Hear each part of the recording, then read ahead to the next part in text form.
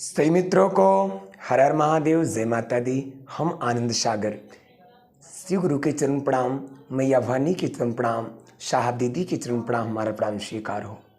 अगर आप मेरे चैनल पर नए हों तो कृपया मेरे चैनल को सब्सक्राइब करिए, शेयर करिए और लाइक करिए। गुरु भाई गुरुवान, मेरा उद्देश्य है कि लोग महादेव से जुड़ें और जो दीदी भैया महादेव को गुरु न बनाए हो कृपया महादेव को अपना गुरु बनाइए।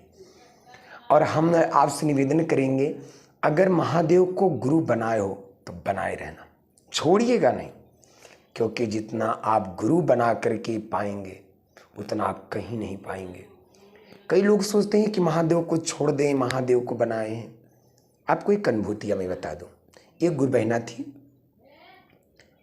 और महादेव की बड़ी चर्चा में जाया करती थी, महादेव का भजन पूजन किया करती थी, याचना करती थी, महादेव की चर्चा में जाती थी। लेकिन उनके मन में आया कि मैं महादेव से बड़ा प्रेम करती हूँ, मैं महादेव के चरण में जाती हूँ, महादेव मेरे हैं। सही बात, अगर महादेव को अपना बनाए हैं तो बनाए रहिए, ये आपके हो सकते हैं। हमारे साथ दीदी नहीं कहा, अगर महादेव आपके हैं तो आप भी दूसरे को बताइए, आपकी भी हो सकते हैं। कभी छोड़िएगा नहीं गुरु भाई गुरु बहना। एक छोटी दृष्टांत है, गुरु बहना थी और महादेव की चर्चा में जाती थी, महादेव को गुरु बनाए थी।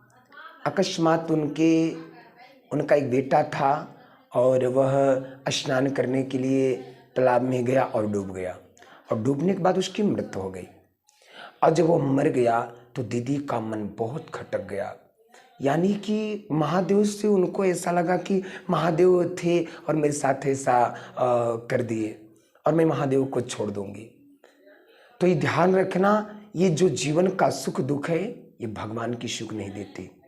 काहुन को सुख दुख कर दाता, काहुन को सुख दुख कर दाता, निज कृत कर्म भोग सब व्राता। भगवान किसी को सुख दुख नहीं देते। तो दीदी तो बहुत पूजा करती थी। जब उनकी परीक्षा हुआ और उनकी बेटी की मृत्यु हो गया, दीदी ने महादेव का जितने फोटो और ये माला सब जाकर पानी में फेंक देती हैं। उन्होंने महादेव से दूर हो गई। लेकिन कहा गया है, अगर महादेव से प्रेम है तो प्रेम को प्रमाण की जरूरत नहीं होता है, वो प्रेम दिखावा नहीं होता है, प्रेम तो दिल से होता है। कई वर्ष गुजर गया, किसी ने कहा दीदी आप क्यों चर्चा में जा रही थी, आप चलिए ना, आप इस प्रभु में चली जाइए। दीदी ने, गुरु भाईवान गौर करेंगे, महादेव को छोड़ करके दूसरे धर्म ईसाई धर्म को अपना ले। 2-4-5 बार गई। इसके बाद महादेव की दया देखिए, क्योंकि हर पिता सोचता है कि मेरा बेटा मेरी बेटी हमेशा सुखी रहे। जब महादेव को छोड़ी तो उनके साथ ऐसी ऐसी घटनाएं घटने लगा, यानी प्रभु संदेश देने लगे कि क्यों ऐसा तू कर रही है, मेरी शरण में आ जा। जब वो दूध रखे तो दूध में कीड़ा पड़ जाए, जब वो दही को रखे तो दही में कीड़ा पड़ जाए, जब वो घी रखती थी, मक्खन इत्यादि रखती थी, उसमें कीड़ा पड़ जाए। दीदी को लगा कि मैं जब दूसरे धर्म को अपना ली तो मेरे साथ ऐसा क्यों हो रहा है। दीदी को रात में शिव ने स्वप्न दिया कि बहन तू चिंता काहे को कर रही है, मैं तो तेरे साथ हूँ।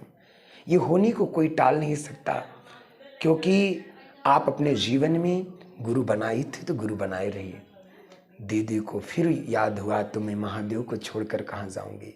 उन्होंने अपने जीवन में दोबारा महादेव के शरण में आई और गलती याचना की और महादेव से फिर उनका लगन लग गया, फिर प्रेम लग गया।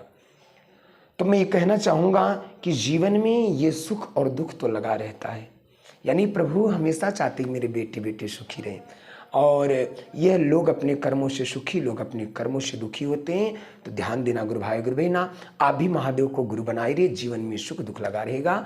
अगर मेरी वीडियो आपको अच्छा लगा हो तो आप शेयर करिए, लाइक करिए और महादेव को गुरु बनाए रहिए। आप उनको छोड़िएगा नहीं,